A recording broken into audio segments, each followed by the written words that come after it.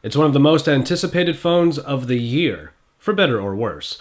But everyone wants to know exactly what the next version of the Galaxy has in store for us. So let's find out, because it's Josh Vergara from Android Authority. What's going on, everybody? And this is the Samsung Galaxy S5.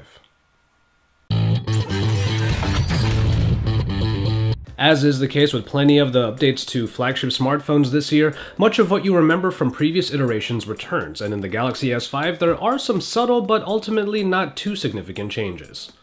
The first thing you'll notice is the shape of the phone, which takes on a very familiar form factor with the rounded corners that put together what is pretty much a flat profile all around. It'll either be too familiar or it's going to be played out, depending on who you are. Samsung's trademark button layout returns with a new and welcome change. The tactile home button with back and this time a recent apps button, which helps to provide a much more traditional experience, at least when it comes to multitasking. One thing you will notice, especially if you're a screen nut, are that the bezels around the screen are a little bit larger. Now, some of you out there will lament this change, but there is a reason for that. Samsung was going for durability in the Galaxy S5. So when this lands, if you happen to drop it on the sides, perhaps the screen is going to be a little bit more protected. And also, you also get that IP67 certification. Come around to the sides and you'll find the same button layout atop a slightly different backdrop. Now, while we did see a somewhat notebook design introduced in the Galaxy Note 3, this time around the ridges are much more pronounced and neither detract or add to the handling, because the sides, for all intents and purposes, are still flat, so the experience is largely the same. Head down to the bottom and you'll have the micro USB charging port that is now covered by a piece of plastic, another facet of that IP certification I just mentioned. When it comes to the material on the back, I will have to say that I'm not the biggest fan of this perforated design, primarily because we already had a great faux leather offering that was introduced in the Note series. So for some people out there, and somewhat myself, I do find this to be a little bit of a step backward. But anyway, when it comes to the back, you have that cover, but up here you have the ISOCELL, the new ISOCELL camera, and also the addition of the heart rate monitor. Ultimately, however, looks are one thing. Handling is a whole different story.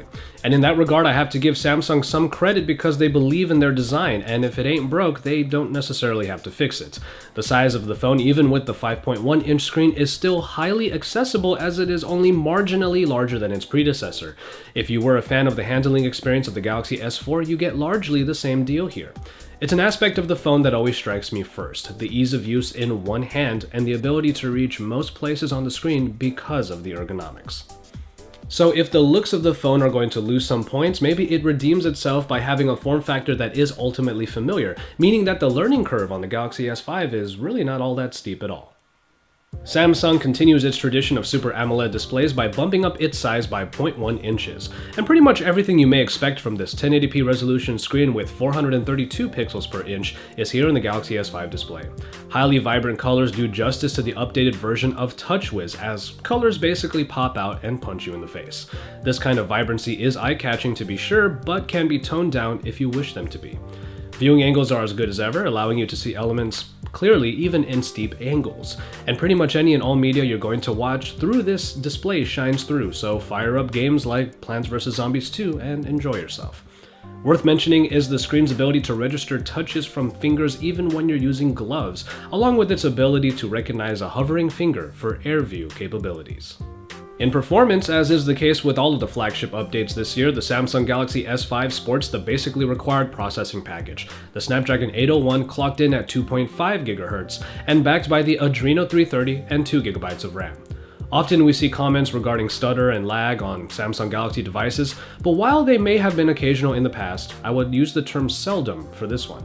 Credit can be given to the updated and thus optimized new version of TouchWiz, in which I only really find delays in the My Magazine area when it is trying to refresh the online content. Especially with the slew of tools available in the new version of TouchWiz, getting work and play done shouldn't be an issue, and thankfully, the phone is powerful enough to even handle all of those tools. IP67 means that the S5 is dust-proof and can be under 1 meter of water for 30 minutes. And after splashing it about in my tests, the phone bounced right back and was responsive. I didn't even have much trouble with the water registering presses on the screen, as can be an issue with other water-resistant phones. And all of that protection helps keep safe a number of features that range from ultimately useful to maybe useful sometimes. Because, at the very least, under that back cover you have access to that removable battery and also to the expandable storage using the micro SD card slot. An IR Blaster allows you to control your TVs and set-top boxes in an app that helps you find the best content on TV. And the sensors within the phone help with various functions like the S-Health pedometer and the air gestures, all of which make their return in the S5. Call quality on the T-Mobile network yielded few problems. No calls were dropped and neither side of the call complained about the sound quality. And speaking of sound quality, the speaker of the Galaxy S5 is still relegated to the backside portion and mostly retains the experience of before, with a pretty one-dimensional sound and a lack of volume.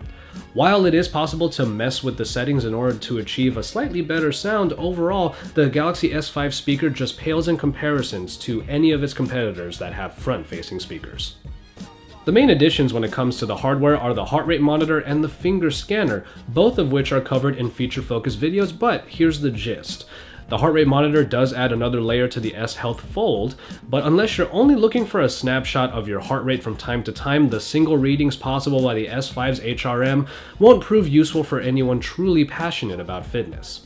And while the finger scanner does add another level of security to the S5, I found it a little more bothersome than anything, adding to the time it takes for me to get into the phone.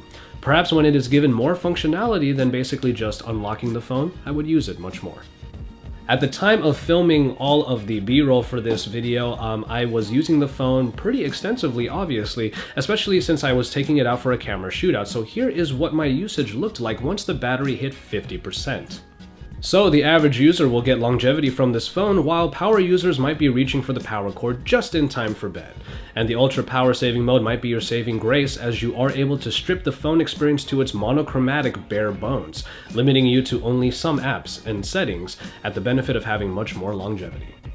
Now, one of the biggest additions to the Galaxy S5 is the new ISOCELL camera, an optic package that brings 16 megapixels of power and new technology to isolate pixels for higher quality photos. But if you don't need to hear the technical jargon, perhaps the quality may speak for itself. First, we'll talk about the app, which takes on the more circle-centric motif of the updated TouchWiz look, while dialing it back on some of the features that were originally introduced in the Galaxy S4 and then adding in a few new ones. It's a pretty simple app to use at first glance, as auto mode will get you where you need to go. But open up that settings menu and you'll see all that you can tweak in a long scrolling menu. Live HDR affords you the ability to see through the viewfinder the effect HDR would have on your shot. It's useful if you aren't sure how HDR would affect the scene, and when you use it right, it can really enhance an otherwise jarringly contrasty photo. Selective focus is Samsung's way of adding some style to your photos. With the mode on, you can focus on your main subject, and then the camera will take multiple photos and process them together. The processing time is a little long, but if done right, you can play around with the resulting image. And while at times it will do its job well and yield you the choice of foreground, background, or everything in focus, it can be a hit or miss at times. When the software is unable to draw a perfect line between subjects, you'll notice as a portion of the picture will be blurred because it wasn't processed properly. In the end, ISOCELL seems to do the trick as far as quality goes, at first yielding photos with great color saturation and pretty good detail at first glance. The details are captured pretty well, as a number of photos show good sharpness even after zooming in, but this is not true for every photo. Lowering the overall lighting conditions will exacerbate this, which comes as little surprise. But the camera does continue to get some decent shots even in those less than ideal situations. So with a slew of features and settings at its disposal, the ISOCELL camera proves to be a worthy companion for anyone that wants to get even just a little bit more out of their smartphone photography. And we finally make it to software, in which we see an updated version of TouchWiz, one that might not be as drastic an update as many hoped, but still manages to somewhat add to the formula. At first glance, TouchWiz seems like the same old. You have the very colorful home screens and also the app drawer, which is still a paginated layout horizontally, but then you'll see an addition in the home screens when you move left, and it is called the My magazine. While it is supposed to be a news aggregator, it does piggyback off of Flipboard, but not to the extent you might like.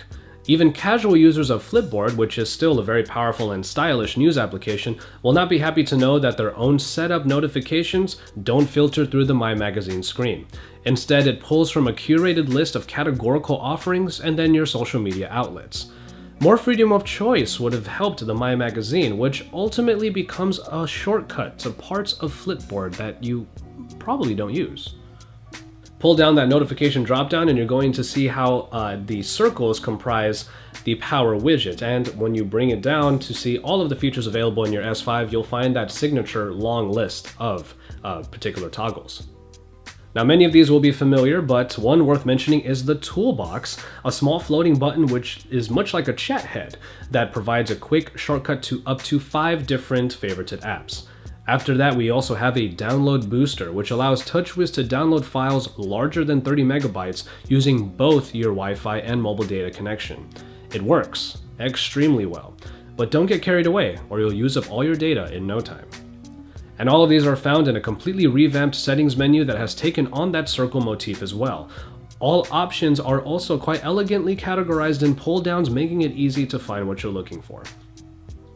After that, much of what you may remember returns, like every gesture you may or may not use, the multi-window, and apps like S-Health, which was updated mainly to accommodate the heart rate monitor.